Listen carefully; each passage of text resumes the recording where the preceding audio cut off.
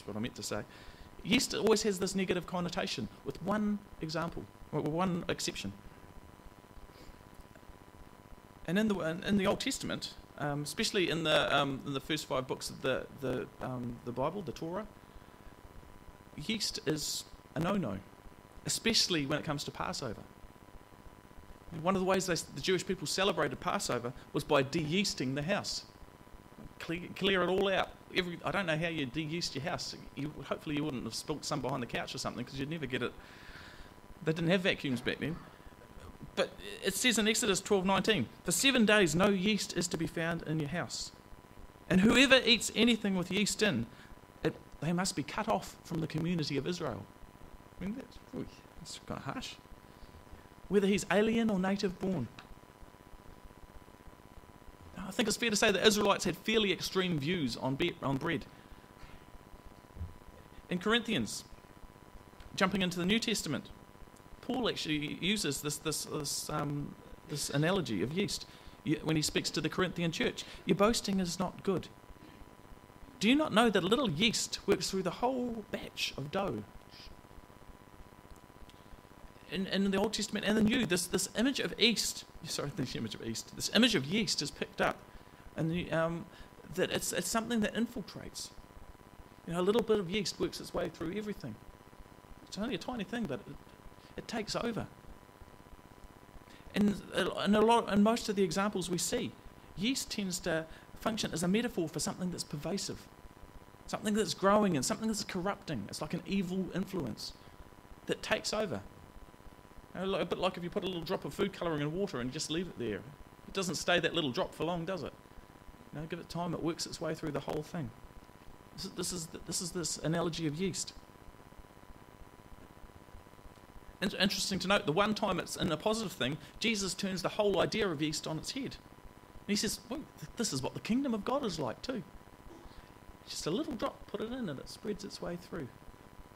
So you've got evil working like yeast, and then you've got the kingdom of God working like yeast.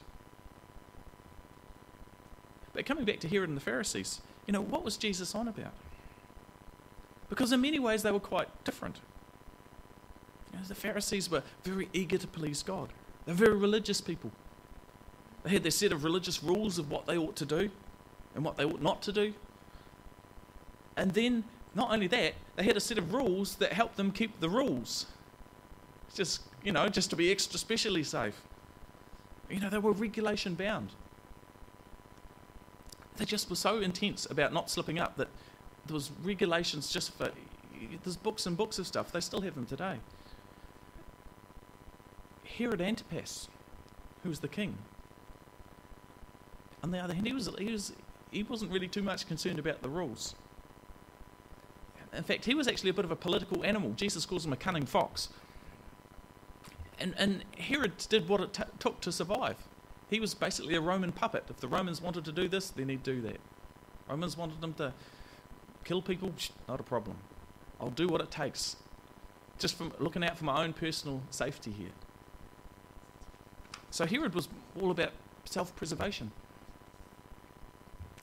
And so on one hand, we've got the Pharisees whose whole philosophy is absolute devotion to the law, to legalism, to keeping it right.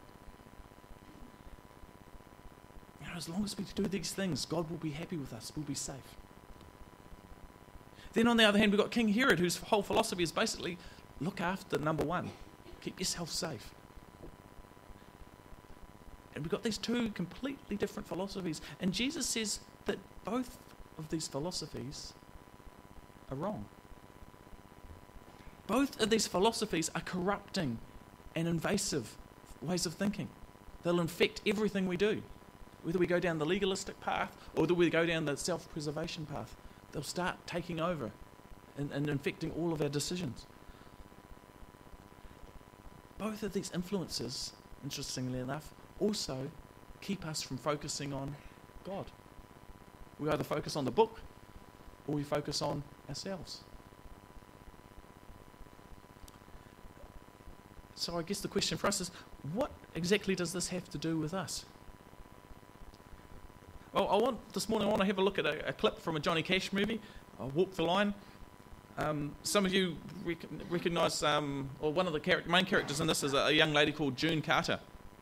She was to be June Cash. But at the time, she had made some pretty not so clever choices. She'd messed up once. She'd been married once and messed that up. And she was also, at the time, she was seeing Johnny Cash. Unfortunately, Johnny Cash was married with children. You know, it's not kind of the ideal scenario, eh? Is it? Yeah, okay. You're very quiet this morning. So anyway, she wasn't making the wisest choices. But we had this little scene where she kind of has a meeting with a very pious lady. I'll tell him you said that. I'm surprised they still speak to you after that stunt, Carl.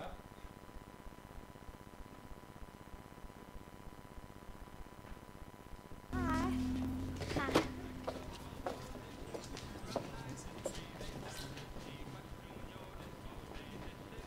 You're June Carter, ain't ya?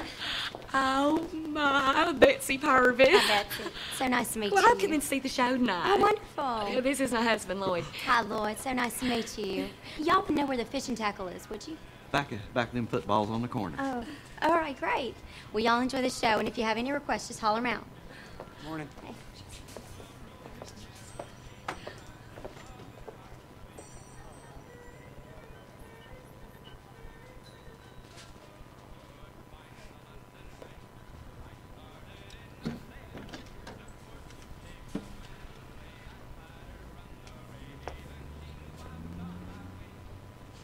Can I help you? Oh, I'm looking for some lace. Oh, the sewing store on Sadek always got lace. Thank you. You know, your ma and pa are good Christians in a world gone to pot. Well, I'll tell him you said that. I'm surprised they still speak to you after that stunt with Carl Smith.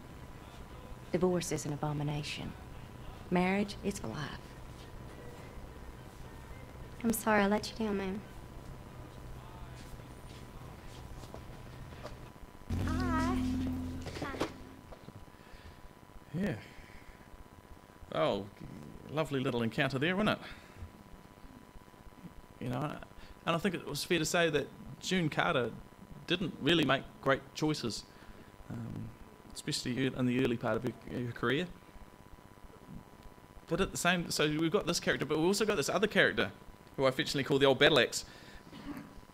And it may well be that, you know, this lady is right legally. She's kind of made her family kind of got a bit of a laughing stock. But there's something about the delivery here that's not right, is it? It's not just me, is it? You know, where is the love in this response? You know, what drove this lady to speak to this girl? You know, was the lady driven by compassion and mercy? Or was this simply a frustrated and angry lady just venting her spleen? It raises a really interesting question here. Can we actually be right without being right?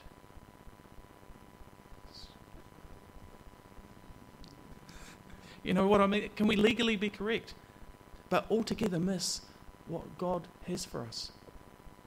You know, can we get all the finer details of the rules, but miss the main point of what Jesus was actually getting at and what Jesus was trying to draw from us? In Matthew, Jesus speaks out against the ways of the Pharisees again. He says, "Woe to you, teachers of the law, you Pharisees, you hypocrites! You give a tenth of your spices, mint, dill, and cumin, but you have neglected the more important matters of the law: justice, mercy, and faithfulness. You should have practiced the latter without neglecting the former." Now, Jesus isn't saying that it was wrong. What they were doing was wrong, the stuff that they were doing. He was just saying that they missed the main point. You know, practicing the details without neglecting justice, faithfulness, and mercy. Have you ever thought about it and thought, actually, Jesus, this is a really hard road you're leading us up?